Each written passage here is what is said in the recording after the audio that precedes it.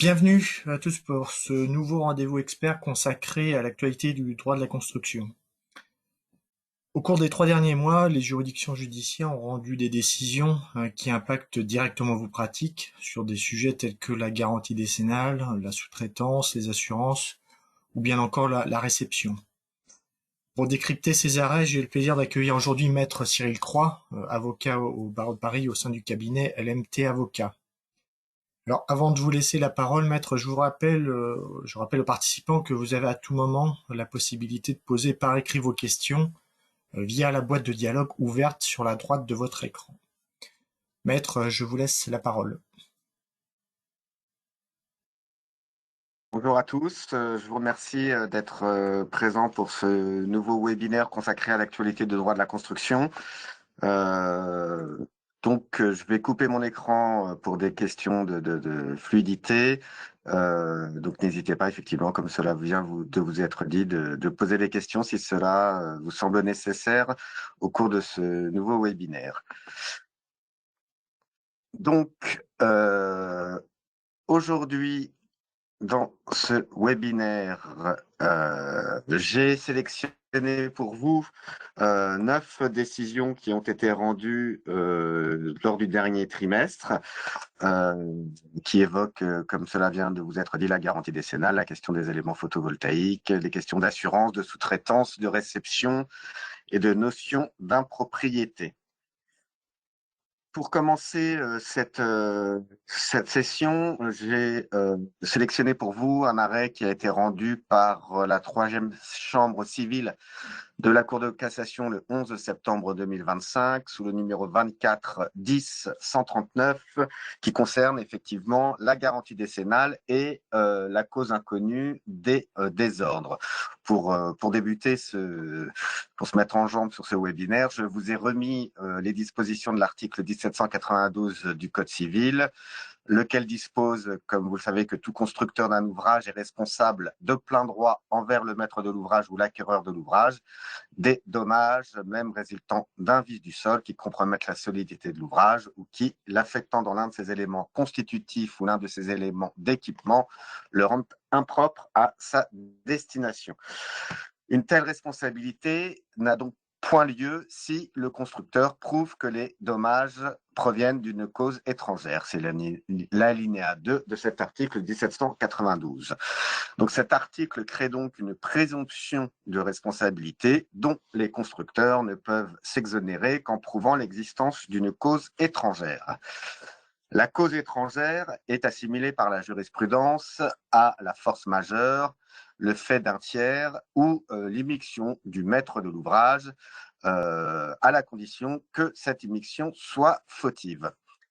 Cependant, s'il y a une présomption de responsabilité, cela ne dispense nullement le maître d'ouvrage de démontrer l'imputabilité au constructeur.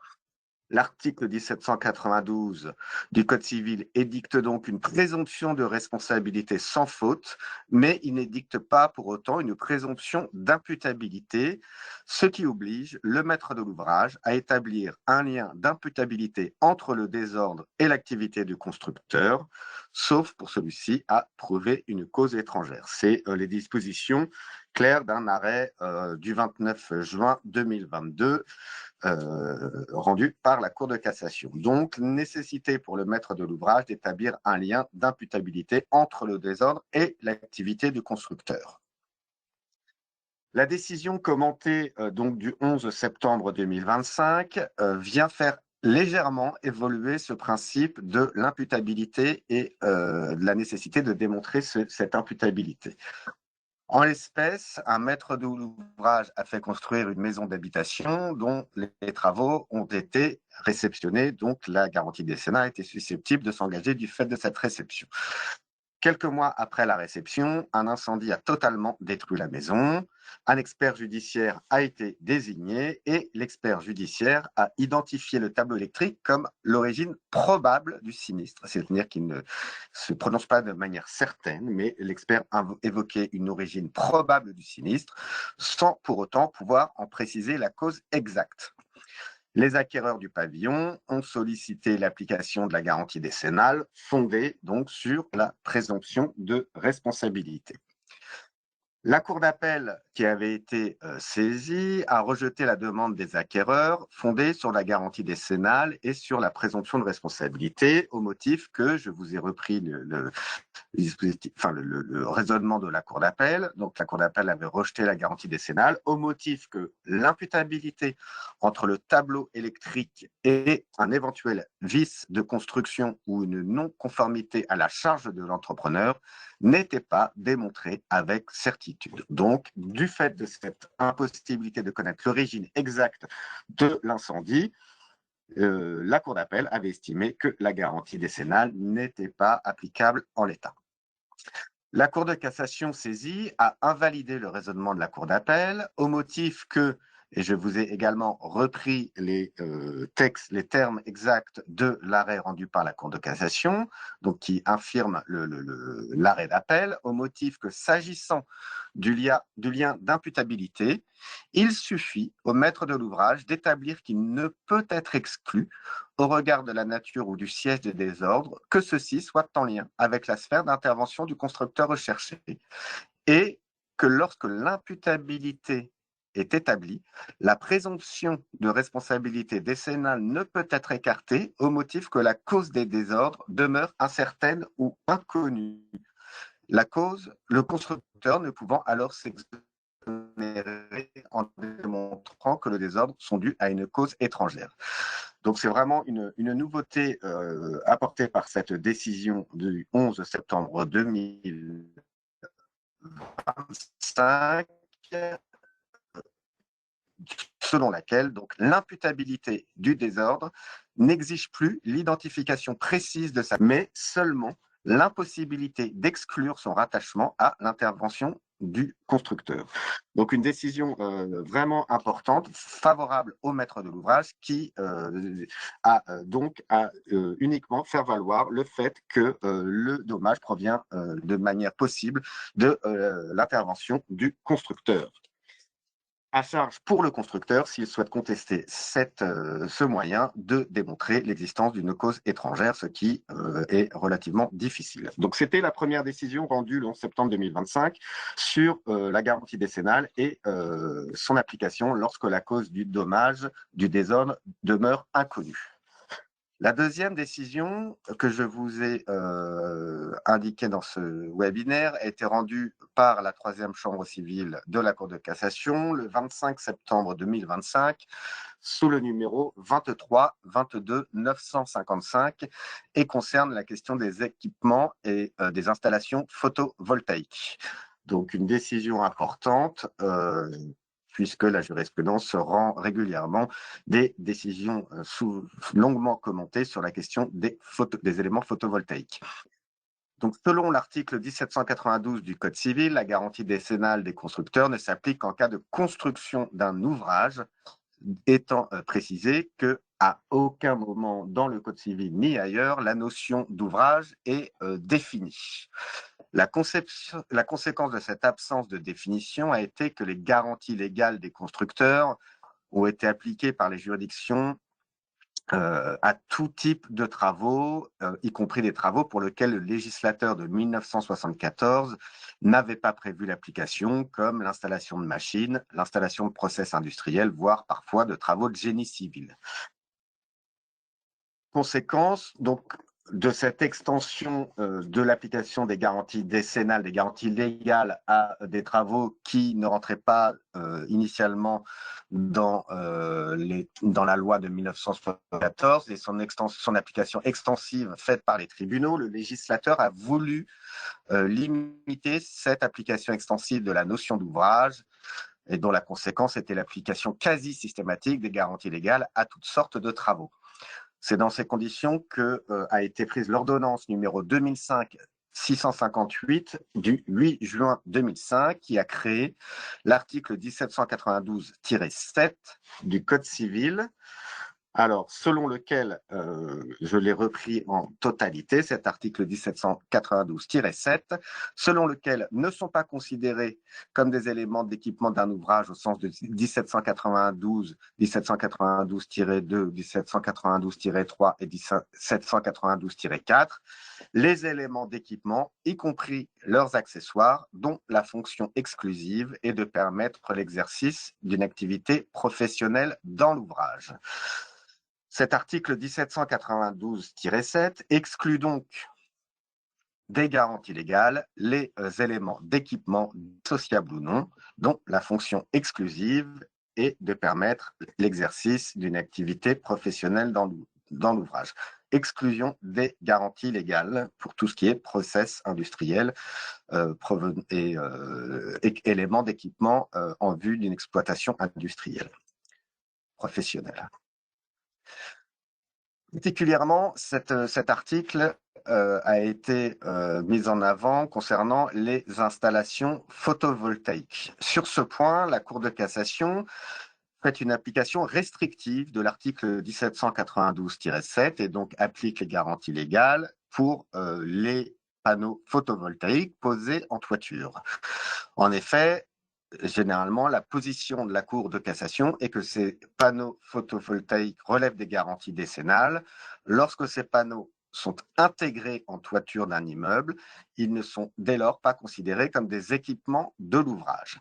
Et en outre, la Cour de cassation nous dit que les panneaux participent à la réalisation de l'ouvrage de couverture dans son ensemble, en assurant une fonction de clos, de couvert et d'étanchéité du bâtiment. Une décision du 21 septembre 2022. Donc, dès lors qu'il y a une fonction autre qu'une fonction économique professionnelle, là, c'est une fonction de clos et de couvert. L'article 1792-7 n'est dès lors pas applicable et les garanties légales demeurent. Donc, cette solution est régulièrement confirmée par la Cour de cassation. Je vous ai également cité un arrêt du 21 septembre 2022, numéro 21-20-433. Les termes de la Cour de cassation sont les suivants. Contrairement à ce qu'affirment certains assureurs, les panneaux photovoltaïques étant physiquement intégrés à la toiture de l'immeuble, la facture décrit d'ailleurs sa prestation comme la pose du système en intégration de toiture, en assurant une fonction de clos, de couvert et d'étanchéité d'un bâtiment. Ces panneaux participent de la réalisation de l'ouvrage de couverture dans son ensemble. N'étant pas exclusivement professionnels, ils sont donc couverts par la garantie décennale. La conséquence de cette décision, de cette juridiction assez classique maintenant de la Cour de cassation sur l'application de 1792-7, est que la Cour de cassation ne fait manifestement aucune distinction entre l'ouvrage et l'installation photovoltaïque elle-même, lesquels forment un tout relevant de la garantie décennale. Il y a ce qu'on peut appeler une globalisation de l'ouvrage, puisque la Cour nous indique que les panneaux participent à la réalisation de l'ouvrage en assurant une fonction de clos et de couvert. Ça, c'est vraiment la règle désormais constante de la Cour de cassation. En l'espèce, la Cour d'appel, saisie toujours de ce même sujet-là, doit-on appliquer 1792-7 à la mise en œuvre de panneaux photovoltaïques, la Cour d'appel qui avait été saisie avait retenu la position classique de la Cour de cassation que l'on vient d'évoquer, en jugeant inapplicables les dispositions de l'article 1792 du Code civil, la Cour d'appel ayant relevé que l'installation photovoltaïque intégrée dans la toiture par un système d'assemblage et de fixation des bacs en acier sur la charpente constituait dans son ensemble un ouvrage de construction ayant pour fonction la production d'électricité, mais également le clos et le couvert de l'immeuble. Donc, du fait de ces deux fonctions-là, la Cour d'appel a écarté les dispositions de l'article 1792-7 du Code civil et a appliqué la garantie décennale. La Cour de cassation saisie de ce cas a infirmé l'arrêt de la Cour d'appel, pas forcément parce que l'arrêt était contraire à sa jurisprudence, mais parce que, selon la Cour de cassation, la Cour d'appel n'avait pas recherché, comme il lui était demandé, si les modules photovoltaïques équipés de boîtiers de connexion défectueux bien qu'intégrés à la nouvelle toiture composée en bac acier, ne constituaient pas des éléments d'équipement dépourvus de fonctions de clos ou de couvert permettant exclusivement l'exercice d'une activité professionnelle de production et de vente d'énergie.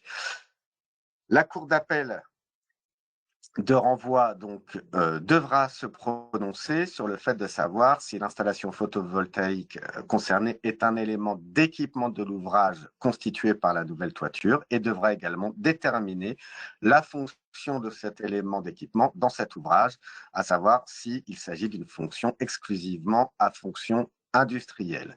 Donc c'est une décision que je pense nous serons amenés à revoir puisque il y a un renvoi devant la Cour d'appel avec des possibilités, encore une fois, de saisine par la suite de la Cour de cassation. Donc, exclusion quasi systématique finalement des dispositions de l'article 1792-7 qui n'a pas encore trouvé son application dans le cadre de la jurisprudence et qui est très fréquemment écartée par les juridictions, et notamment en matière de photovoltaïque, dès lors qu'il y a une fonction de clos et de couvert et une fonction de production, de vente d'énergie. Les deux cumulés rendant impossible l'application de cet article. Pour continuer un petit peu sur cette notion d'élément d'équipement et de l'application de l'article 1792-7, également une décision rendue toujours par la troisième chambre civile de la Cour de cassation, également 25 septembre 2025, sous la référence 23 18 563. Je vous ai donc remis l'article 1792 du Code civil qu'on a évoqué tout à l'heure. Comme évoqué, je ne vais pas vous le relire, mais en conclusion, en résumé, comme évoqué précédemment, la garantie décennale n'a vocation à s'appliquer qu'en présence d'un ouvrage, puisque c'est la première phrase de cet article, tout constructeur d'un ouvrage est responsable de plein droit. Garantie décennale ne s'applique qu'en présence d'un ouvrage. En l'espèce, le maître d'ouvrage était une entreprise qui avait pour activité la production et la vente de produits chimiques. Et le maître d'ouvrage a confié la réalisation de travaux de réfection du revêtement réfractaire de la chaudière gaz, des fours et des gaines de liaison de l'unité de production d'ammoniac. On peut se dire que là, l'application 1792-7 semble finalement envisageable dans cette espèce au regard de la nature des travaux et de l'objectif de cette construction. Le maître d'ouvrage a constaté après réception l'existence de fuites d'eau et de vapeur qui a entraîné l'arrêt de l'unité et le maître d'ouvrage a donc assigné l'entreprise et son assureur sur le fondement de la garantie décennale des constructeurs. Comme je vous l'ai indiqué, la question était de savoir si l'article 1792-7 du Code civil qui écarte l'application des garanties légales des constructeurs était applicable au cas d'espèce. La Cour d'appel a relevé que les termes de la Cour d'appel sont retranscrits pour procéder à la rénovation du revêtement réfractaire des composants de l'unité de production d'ammoniac. L'entreprise avait eu recours à des techniques de travaux de construction consistant à déposer les anciennes briques réfractaires, à en fabriquer de nouvelles, afin de les poser à l'intérieur de chacun des composants au moyen de travaux de maçonnerie, après application de plusieurs couches de mortier et de béton, en assurant leur ancrage aux cheminées industrielles.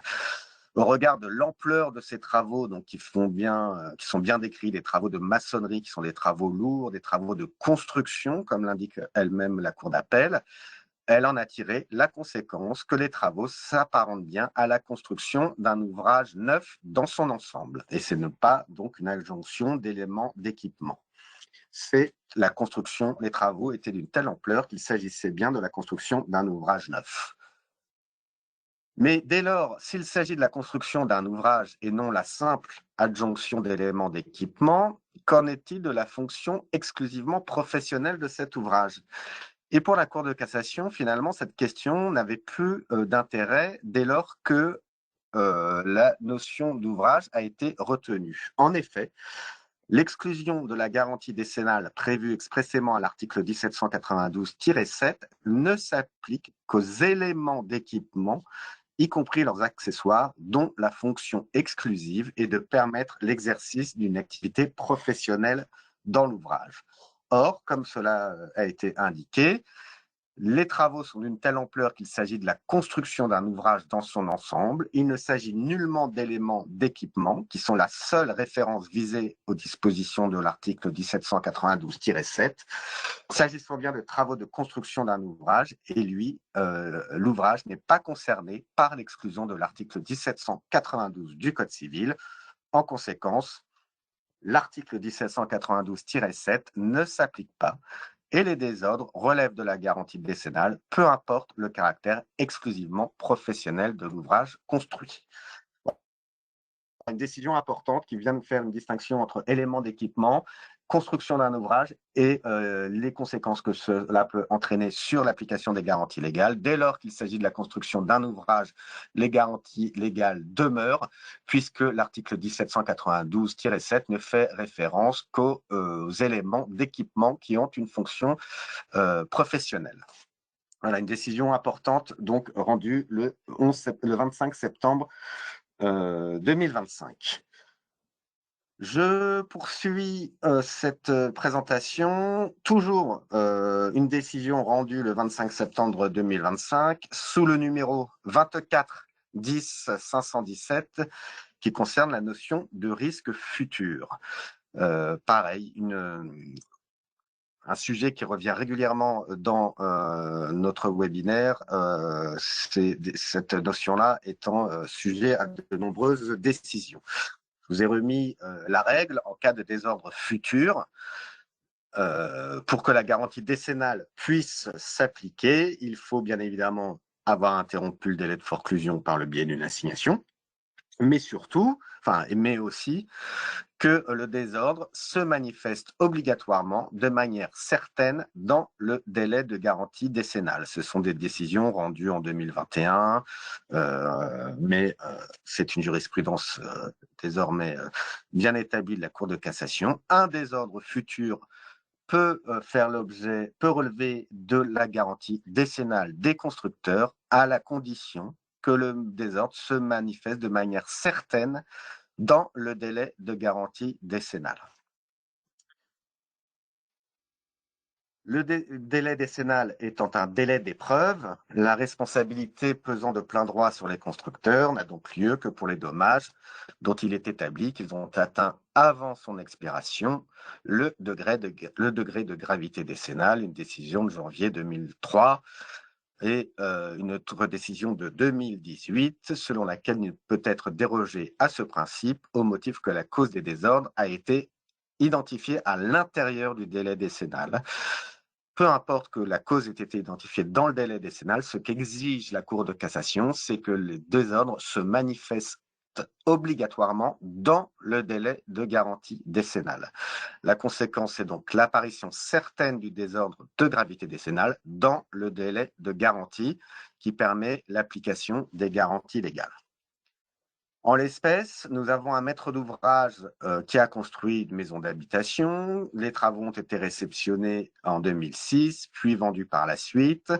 Et l'acquéreur s'est plaint de fissures apparues sur la façade de l'immeuble, a procédé à une déclaration de sinistre auprès de son assureur multirisque habitation, lequel a dénié sa garantie. Le maître d'ouvrage ayant fait procéder par la suite à une expertise judiciaire a donc assigné le vendeur en réparation sur le fondement de la garantie décennale. La Cour d'appel a, compte tenu des termes du rapport d'expertise, a condamné le vendeur au titre de la garantie décennale. La Cour d'appel ayant relevé, il existe, même si donc l'ampleur des désordres n'était pas avérée au moment de l'action, mais la Cour d'appel a estimé qu'il existe d'ores et déjà un risque avéré d'effondrement de la maison ou de graves désordres rendant celle-ci inhabitable dès lors que l'expert judiciaire note que les fissures affectant les façades ouest et sud, pour partie traversante en ce qui concerne la façade sud, sont structurelles et s'aggravent, comme cela a été constaté lors du dernier acédite de 2019, que ce phénomène est inexorablement appelé à s'étendre à défaut de travaux d'installation de micropieux permettant d'assurer la stabilité de la construction, de sorte qu'il résulte de ce risque actuel une impropriété à la destination. On a finalement une décision assez classique, le rapport d'expertise étant assez alarmiste sur les risques d'effondrement avérés. On pouvait effectivement s'attendre à une décision de la Cour d'appel retenant l'application de la garantie décennale des constructeurs. Eh bien, la Cour de cassation a pensé différemment et elle a invalidé le raisonnement de la Cour d'appel au motif que, en statuant ainsi, après avoir relevé que la réception était intervenue le 25 août 2008 et que l'expert qui avait conduit ces opérations jusqu'en 2019 avait précisé que la villa ne présentait pas un risque d'effondrement immédiat et que les fissures constatées ne rendaient pas pour l'instant la maison impropre à sa destination, par des motifs n'établissant pas que les désordres avaient de manière certaine, dans les 10 ans après la réception de l'ouvrage, compromis sa solidité ou l'avait rendu impropre à sa destination, la Cour d'appel a violé le texte susvisé. Donc, on a une décision très très sévère de la Cour de cassation qui, malgré un rapport d'expertise alarmiste avec un risque d'effondrement très clairement défini par l'expert judiciaire, la Cour de cassation a indiqué que dès lors que le désordre on n'était pas certain que le désordre, qui est le risque d'effondrement, se révèle dans le délai de garantie, le risque étant futur mais incertain dans le délai de garantie, l'application des garanties légales des constructeurs n'était pas applicable en l'état.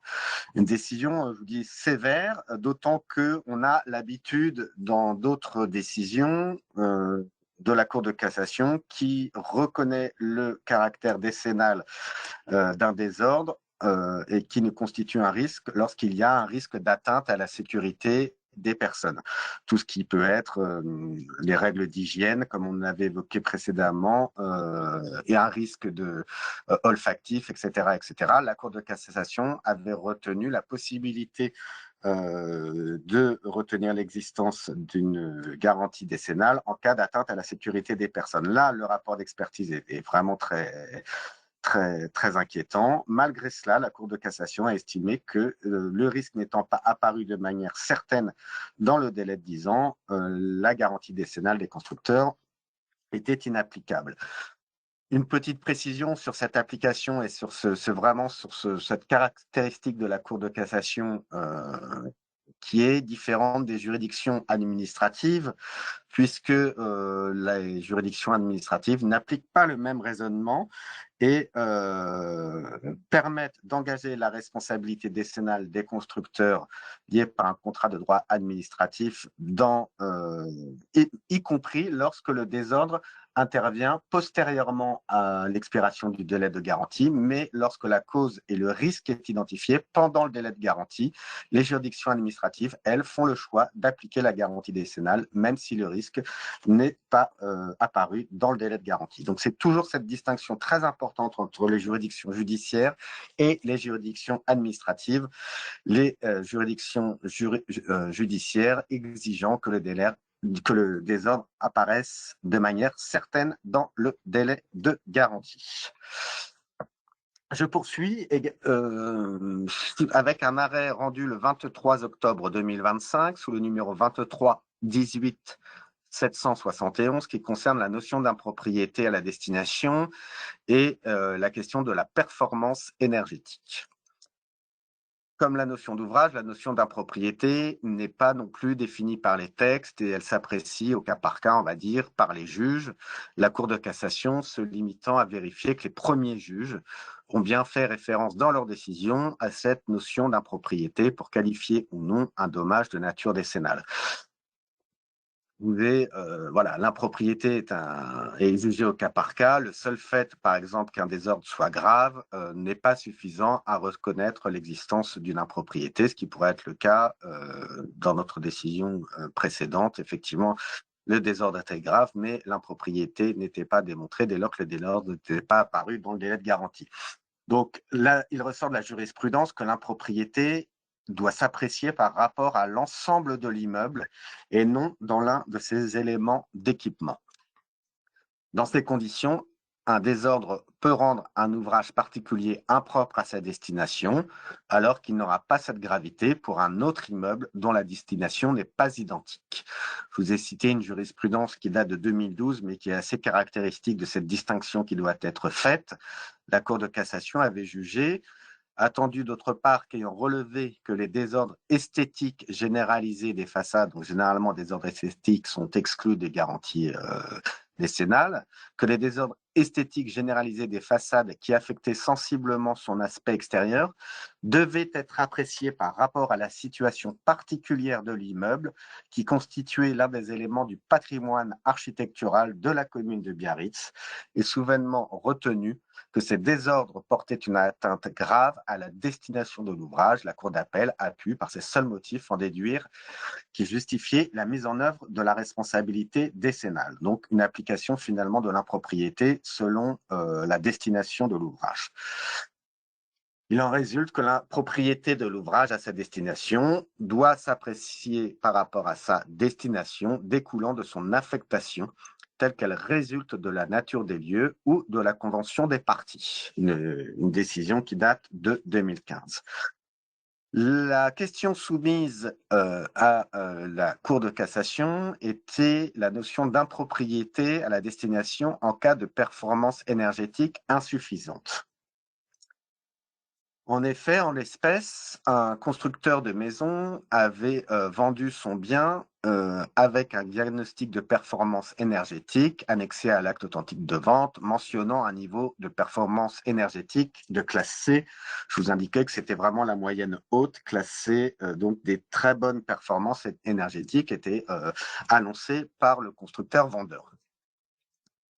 L'acquéreur faisant état de problèmes d'isolation et de difficultés pour atteindre des températures de confort et après avoir obtenu la mise en œuvre d'une expertise judiciaire, les acquéreurs ont assigné le vendeur, le diagnostiqueur et son assureur en réparation de leurs préjudices. Or, contrairement au juge du fond, la Cour de cassation a refusé aux acquéreurs le bénéfice de la garantie décennale. En effet, la Cour de cassation infirme le raisonnement de la Cour d'appel, puisque la Cour de cassation indique que pour condamner le vendeur sur le fondement de la responsabilité décennale, l'arrêt d'appel retient que le défaut d'isolation qui cause une gêne au quotidien, voire une perte de jouissance pour certaines pièces qui ne peuvent être occupées en période hivernale, entraîne des frais annuels d'énergie excessifs. Donc la Cour d'appel avait dit gêne au quotidien, perte de jouissance, frais importants. Cette non-conformité relève des garanties des constructeurs et donc le vendeur-constructeur était tenu de garantir sur le fondement de la garantie décennale. La Cour de cassation poursuit en indiquant, et c'est là que la Cour de cassation vient contredire la Cour d'appel, la Cour de cassation poursuit en indiquant, en se déterminant ainsi, sans rechercher, comme il lui était demandé, si les défauts d'isolation thermique constatés ne permettaient l'utilisation de l'ouvrage qu'à un coût exorbitant, la Cour d'appel n'a pas donné de base légale à sa décision. Donc, les notions de gêne au quotidien, de perte de jouissance, etc., telles que retenues par la Cour d'appel, ont été écartées purement et simplement par la Cour de cassation. La Cour de cassation reprochant à la Cour d'appel de ne pas avoir recherché si l'utilisation de l'ouvrage n'était possible qu'à un coût exorbitant. Pourquoi cette référence à un coût exorbitant ? Eh bien, la Cour de cassation se fonde sur les dispositions de l'article L113-13-1 du Code de la construction et de l'habitation, selon lequel, en matière de performance énergétique, l'impropriété à destination ne peut être retenue qu'en cas de dommage conduisant à une surconsommation énergétique ne permettant l'utilisation de l'ouvrage qu'à un coût exorbitant. Donc la référence au coût exorbitant exigé par la Cour de cassation résulte des dispositions de l'article 113-13-1 du CCH. La garantie décennale n'est applicable en matière de performance énergétique que si l'ouvrage est utilisable, mais seulement à un coût exorbitant. Alors bien évidemment, la notion de coût exorbitant est une notion très très floue, très très imprécise, et des décisions seront rendues sur cette notion de savoir ce qu'est un coût exorbitant. En l'espèce, il résulte donc de cette décision qu'il faut distinguer le simple défaut de performance énergétique qui nécessite une surconsommation anormale, ce qui était le cas en l'espèce, voire importante, pour obtenir une température de confort. Ce simple défaut qui nécessite donc cette surconsommation anormale ne relève pas des garanties décennales. En revanche, l'impossibilité d'obtenir une température normale de confort, sauf à engager des dépenses de chauffage manifestement exorbitantes, relève, dans ce cas précis, relève des garanties décennales. Donc, voilà, cette notion de coût manifestement exorbitant à intégrer en matière d'impropriété à la destination, en matière de performance énergétique. Alors, il faut avoir en tête que, bien évidemment, donc la Cour de cassation nous dit que dans ce cas-là, la garantie décennale n'est pas applicable. Elle l'aurait été purement et simplement si l'installation énergétique n'avait tout simplement pas fonctionné. Voilà, c'est pas, voilà, il faut aussi distinguer cette possibilité-là. Mais lorsqu'elle fonctionne, mais uniquement avec un coût exorbitant, cela seulement relève de la garantie décennale. Une décision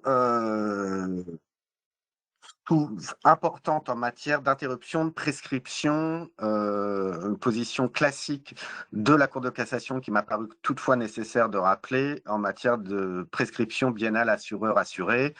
Une décision rendue le 11 septembre 2025 par la 3e Chambre civile sous le numéro 23 16 468.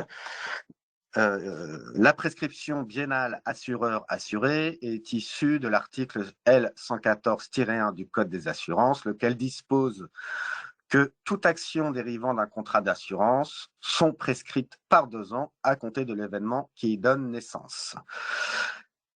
L'article R112-1 du Code des assurances qu'on oublie fréquemment nous indique que les assureurs sont tenus de mentionner dans les polices d'assurance les conditions de cette prescription.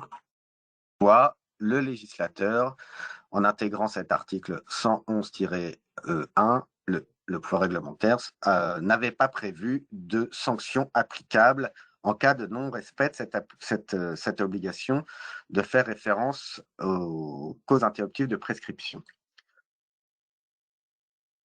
Les causes interruptives de la prescription sont énoncées, quant à elles, à l'article L114-2 du Code des assurances. Il s'agit des causes ordinaires d'interruption de la prescription qui sont issues des dispositions de l'article 2240 du Code civil, savoir l'assignation, et l'interruption de la prescription assureur-assuré, les causes ordinaires, mais également des causes propres à cette interruption, à savoir la désignation d'un expert à la suite d'un sinistre, ou l'envoi de lettres recommandées, ou d'un envoi recommandé électronique avec accusé de réception adressé par l'assureur à l'assuré. Donc, des causes ordinaires et des causes propres pour interrompre la prescription biennale assureur-assuré issue de l'article L114-1 du Code des assurances. Obligation de faire référence à ces articles. Alors, antérieurement à 2025, je vous indiquais donc que l'absence de mention de ces textes dans les polices d'assurance était sans conséquence et l'assureur pouvait opposer régulièrement l'acquisition de la prescription biennale. En 2005, la Cour de cassation, estimant que cette prescription, qui est très piégeuse puisqu'elle est vraiment courte et assez technique, la Cour de cassation a estimé cette prescription très sévère pour les assurés et a donc jugé que les polices d'assurance devaient rappeler expressément les références aux articles L114-1 et L114-2 dans leur police. À défaut de référence à ces articles, les assureurs ne pourraient plus se prévaloir de la prescription. À partir de 2005, les contrats d'assurance ont alors systématiquement été complétés par la mention suivante: toute action dérivant des contrats se prescrit par 2 ans par application des articles L114-1 et L114-2 du Code des assurances. En 2011, la Cour de cassation estimait que cette mention n'était pas suffisante. En effet, le 28 avril 2011, la Cour de cassation a renforcé le devoir de renseignement de l'assureur en jugeant qu'un simple renvoi au texte relatif à la prescription est insuffisant, la police devant reproduire intégralement les articles L114-1 et L114-2 du Code des assurances, à défaut de quoi l'assureur ne pourrait pas se prévaloir de la prescription. Donc, outre la référence aux articles, il faut désormais que les polices d'assurance reproduisent en intégralité les dispositions des articles L114-1 et L114-2 du Code des assurances. Cette jurisprudence défavorable aux assureurs en vue de permettre aux assurés d'échapper à la prescription qui leur est fréquemment opposée. Donc cette jurisprudence est de nouveau confirmée par la Cour de cassation qui, en l'espèce, a sanctionné une cour d'appel qui avait jugé suffisante la simple référence dans les conditions particulières à ces articles L114-1, L114-2, sans énumérer les causes interruptives de prescription. Donc voilà, il faut une référence, une reproduction intégrale de ces articles-là et une mention aussi des causes interruptives de prescription qui sont énoncées à l'article L114-2. Une jurisprudence classique, mais importante à avoir en tête lorsque il s'agit d'évoquer la prescription biennale assureur-assuré. Je poursuis avec une décision qu'il est toujours bon aussi de rappeler, une décision rendue par la Cour de cassation le 9 octobre 2025 sous le numéro 23-23-924 qui concerne l'obligation à laquelle est tenu un sous-traitant vis-à-vis de l'entreprise. Cette obligation étant rappelée régulièrement par la Cour de cassation. En l'espèce, la Cour de cassation a sanctionné une cour d'appel qui avait rejeté le recours d'une entreprise contre son sous-traitant, la Cour d'appel ayant jugé qu'il n'existait aucun lien de causalité établi entre les désordres affectant les travaux du sous-traitant et les préjudices matériels, économiques et d'image dont l'entreprise sollicitait la réparation. En gros, donc l'entreprise générale s'était vue exercer un recours par le maître d'ouvrage. L'entreprise générale avait exercé son recours contre son sous-traitant et la Cour d'appel avait estimé que le lien de causalité entre la réclamation formulée par le maître de l'ouvrage et l'intervention du sous-traitant n'était pas démontré. Donc, en d'autres termes, la Cour d'appel rejetait la demande de l'entreprise contre son sous-traitant au motif que la faute de ce dernier n'était pas démontrée. La Cour de cassation a infirmé cette décision d'appel en se fondant sur les dispositions de l'article 1231-1 du Code civil, selon lequel le débiteur est condamné s'il y a lieu au paiement de dommages-intérêts à raison de l'inexécution de l'obligation s'il ne justifie pas que l'exécution a été empêchée par la force majeure. Et résulte de ce texte-là que la Cour de cassation a imposé, a créé pour le sous-traitant une obligation de résultat au profit de l'entreprise générale. La Cour de cassation rappelle ainsi que le sous-traitant est donc tenu à l'égard de l'entreprise principale d'une obligation de résultat en portant présomption de faute et de causalité dont il ne peut s'exonérer totalement ou partiellement qu'en démontrant l'existence d'une cause étrangère. Voilà, donc une décision importante, très sévère, bien évidemment, pour les sous-traitants, cette obligation de résultat leur étant défavorable dès lors qu'ils ne peuvent y échapper qu'en prouvant l'existence d'une cause étrangère, à savoir l'intervention d'un tiers, l'immixtion fautive du maître de l'ouvrage ou, ou la force majeure, comme en matière de garantie décennale. Mais voilà, une disposition, un rappel important, l'obligation de résultat à laquelle est tenu un sous-traitant vis-à-vis de l'entreprise générale, laquelle n'a pas à démontrer l'existence d'une faute de son sous-traitant. En conséquence, il n'appartient pas à l'entreprise principale de démontrer l'existence d'un lien de causalité entre le désordre et les préjudices invoqués, mais c'est au sous-traitant de prouver qu'il peut être exonéré de son obligation de résultat et de sa présomption de faute et de causalité en démontrant l'existence d'une cause étrangère. Je poursuis avec une décision intéressante qui n'a pas été rendue expressément en matière de droit de la construction, mais qui sera, je pense, amenée à être appliquée dans des cas relatifs à la construction.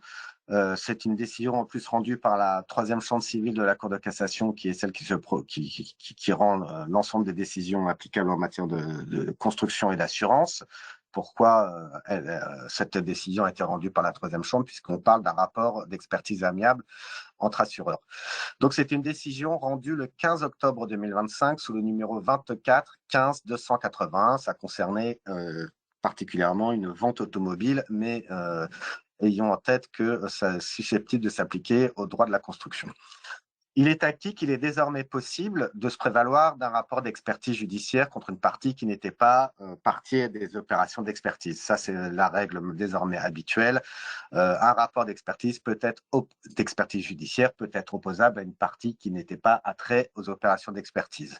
La Cour de cassation a en effet jugé qu'un rapport d'expertise est opposable à une partie qui n'a pas participé aux opérations d'expertise, dès lors que le rapport de l'expert, régulièrement versé au débat, a été soumis à la discussion contradictoire des parties, une décision de 2017, ou une autre décision de 2016, selon laquelle l'assureur qui, en connaissance des résultats de l'expertise, dont le but est d'établir la réalité et l'étendue de la responsabilité de son assuré qu'il garantit, a eu la possibilité d'en discuter les conclusions, ne peut, sauf s'il y a fraude à son encontre, soutenir qu'elle lui est inopposable. Une décision donc du 29 septembre 2016.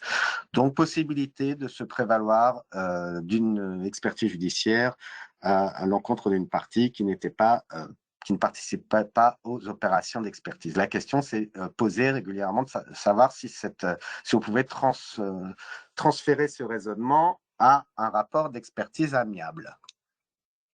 Je vous ai rappelé la position antérieure de la Cour de cassation. Le juge ne peut fonder sa décision sur un rapport d'expertise non judiciaire produit par une seule partie, à moins que ce rapport n'ait été régulièrement versé au débat, donc on se retrouve dans la même situation, soumis à la libre discussion des parties et corroboré par d'autres éléments de preuve. Et la distinction, elle est là, c'est-à-dire qu'effectivement, un rapport d'expertise non contradictoire pouvait être opposé, d'expertise amiable non contradictoire pouvait être opposé à la condition qu'il puisse être discuté, mais qu'il soit également étayé par d'autres éléments de preuve, constat ou reconnaissance ou courrier, etc., etc. Le rapport en lui-même n'étant pas suffisant. Dans la décision commentée, la Cour de cassation vient adoucir sa position, entre guillemets, et elle juge que si elle reprend ce qu'elle nous indiquait auparavant, si le juge ne peut fonder exclusivement sa décision sur un rapport d'expertise non judiciaire, même contradictoire établi à la demande du parti, il en va différemment si les constatations et conclusions expertales portent sur un fait établi et non discuté par les parties. En conséquence, il résulte de cette décision de la Cour de cassation une reconnaissance plus ou moins explicite selon laquelle un rapport d'expertise non judiciaire peut devenir une preuve suffisante lorsque son contenu n'est pas contesté. La nécessité que le rapport soit corroboré par d'autres éléments n'est plus nécessaire si les parties s'accordent sur les constats. Voilà, donc la décision du 9 septembre 2020 citée au début a été finalement amputé de sa dernière phrase, c'est-à-dire que désormais, un rapport d'expertise amiable, si les faits ne sont pas contestés, on ne parle pas des questions de responsabilité, mais uniquement les faits, les résumés, les dires des parties, voilà, tout ce qui n'est pas contesté, peut valoir rapport d'expertise opposable. Il n'est plus désormais nécessaire qu'un rapport amiable soit corroboré par d'autres éléments de preuve dès lors que les parties s'accordent sur le contenu du rapport, indépendamment bien évidemment de la question juridique après des actions à mener. Voilà une décision vraiment importante qui oriente vers quand même le mode des règlements amiables des juridictions, vers lesquelles s'orientent de plus en plus les juridictions pour essayer de déjudiciariser les contentieux. Voilà, donc vraiment une décision importante. Attention, désormais, un rapport amiable peut être opposable et peut servir de fondement pour qu'un juge se prononce sur la base d'un rapport amiable non judiciaire. Et je termine ce webinaire par une décision rendue par la Cour de cassation le 23 octobre 2025 sous le numéro 22-20-146 qui concerne la notion de réception judiciaire. Alors, la réception judiciaire, contrairement à la réception tacite, la réception judiciaire, elle, est prévue explicitement à l'article 1292-6 du Code civil, puisque cet article-là nous dit que la réception est soit expresse, soit judiciaire, la notion de réception tacite ayant été créée par les tribunaux par la suite, indépendamment des textes précis de l'article 1792-6. Donc cette réception judiciaire, elle est généralement sollicitée par l'entreprise lorsque le maître d'ouvrage refuse de réceptionner les travaux. Deux principes à cette notion de réception judiciaire.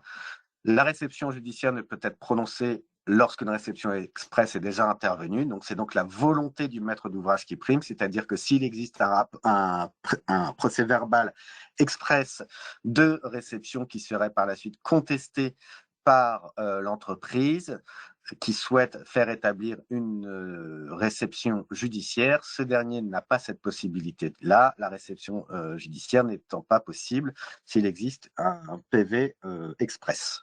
Une décision rendue par la Cour d'appel de Paris en 2002, mais une décision classique sur ce point-là.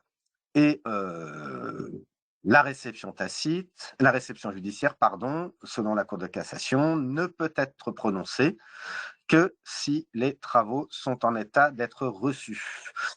Donc, c'est une notion distincte de la réception tacite, laquelle nécessite la volonté non équivoque du maître de l'ouvrage d'accepter l'ouvrage en l'état. Ça, c'est la réception tacite. Donc, les notions d'achèvement sont totalement indépendantes de la réception tacite, mais concernant la réception judiciaire, la Cour de cassation exige que, pour que celle-ci soit prononcée, la Cour exige que les travaux soient en état d'être reçus, c'est-à-dire que l'ouvrage doit être habitable. Ce qui ne signifie pas nécessairement que les travaux soient achevés, mais doivent être habitables. C'est la distinction donc, que je vous ai évoquée. Réception tacite, volonté non équivoque du maître d'ouvrage d'accepter l'ouvrage en l'état. La réception judiciaire, les travaux sont susceptibles d'être reçus. Donc cette distinction-là, la réception judiciaire implique donc que l'ouvrage soit en état d'être reçu, c'est-à-dire que l'ouvrage soit habitable, une décision de la Cour de cassation du 24 novembre 2016. Cela implique que la réception judiciaire est possible, y compris si l'ouvrage n'est pas parfaitement conforme aux prescriptions d'urbanisme ou aux principes constructifs, la seule condition étant qu'il soit en état d'être reçu, éventuellement avec des réserves. Cependant, la réception judiciaire est impossible, notamment en cas d'empiètement avéré nécessitant la démolition de l'ouvrage. Alors, effectivement, lorsqu'il y a un empiètement, l'ouvrage est habitable, mais dès lors que l'empiètement nécessite ultérieurement la démolition de l'ouvrage, la réception judiciaire ne peut pas être prononcée de ce fait dès lors qu'une démolition est nécessaire. En l'espèce, la Cour de cassation confirme un arrêt de cour d'appel en jugeant qu'ayant retenu qu'une partie de l'ouvrage devait être détruite pour être reconstruite, la Cour d'appel en a exactement déduit que l'ouvrage n'étant pas en état d'être reçu, les conditions du prononcé d'une réception judiciaire n'étaient donc pas réunies. Voilà, j'en ai terminé de cette présentation sur les 9 décisions qui ont été rendues au cours de ce dernier trimestre. Je ne sais pas s'il y a des questions spécifiques. Vous avez les modalités. Écoutez, maître, Et puis sinon, je vous donne rendez-vous pour le prochain webinaire qu'on a d'ores et déjà fixé le 12 mars 2026. Mais je reste attentif pour l'instant aux questions de Monsieur Do, s'il y en a. écoutez, je vous remercie pour votre présentation, maître. Écoutez, pour le moment, nous n'avons pas de questions de la part des participants.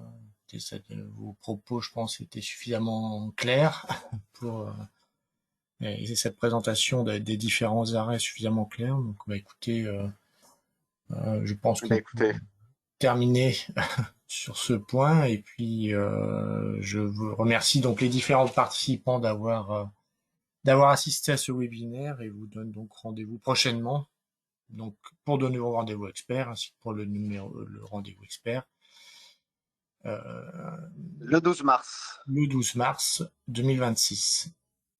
Merci beaucoup à Merci, tous. À merci, bientôt. Au à revoir. bientôt, au revoir.